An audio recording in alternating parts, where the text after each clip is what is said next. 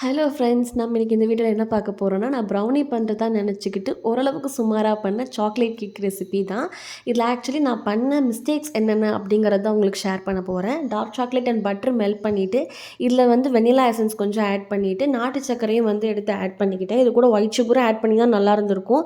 So எனக்கு வேண்டான்னு தோணுச்சு, நாட்டு சர்க்கரை மட்டும் போட்டிருந்தேன். தனியாக பார்த்தீங்கன்னா வந்து கோதுமை மாவு அப்புறம் பேக்கிங் பவுடர்லாம் வந்து சலிச்சு வச்சுருந்தேன். அந்த மிக்சரையும் இந்த மிக்சரையும் ஒன்றா ஆட் பண்ணும்போது எக் ஆட் பண்ணியிருந்தால் கொஞ்சம் நல்லா இருந்திருக்கும், நல்லா மாய்ஸ்டாக இருந்திருக்கும் ப்ரௌனி. பட் நான் என்ன பண்ணிட்டேன், அவசரப்பட்டு நிறையா வீடியோஸில் மில்க் யூஸ் பண்ணுறாங்கன்னு சொல்லிட்டு மில்க் எக்கச்சக்கமாக யூஸ் பண்ணிவிட்டு அது பேட்டரோட கன்சிஸ்டன்சியே போயிடுச்சு.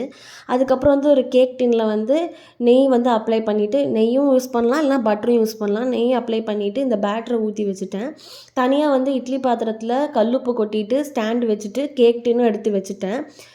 மூடி போட்டு க்ளோஸ் பண்ணிட்டேன். நான் என்ன பண்ணிட்டேன்னா, அந்த டின் மேலே வந்து அலுமினியம் ஷீட் யூஸ் பண்ணியிருக்கணும். அதை யூஸ் பண்ணாமல் நான் வந்து அப்படியே மூடி வச்சுட்டேன். ஸோ சால்ட் ஃபுல்லாக எவாப்ரேட் ஆகி மேலே ஃபுல்லாக லேயர் ஃபுல்லாக படிஞ்சிருச்சு. போட்ட சாக்லேட் சிப்ஸ் எல்லாமே வீணாக போயிடுச்சு. அதெல்லாம் வேஸ்ட்டாக தான் ஆச்சு. ஸோ நீங்கள் வந்து நல்ல ஒரு வீடியோவாக பார்த்து எப்படி பண்ணுறதுன்னு கற்றுக்கோங்க. என் வீடியோவில் என்ன பண்ணக்கூடாதுன்னு கற்றுக்கிட்டு நீங்களும் கண்டிப்பாக ட்ரை பண்ணி பாருங்கள். நல்லா தான் இருக்கும், சாப்பிட்ற அளவுக்கு இருக்கும்.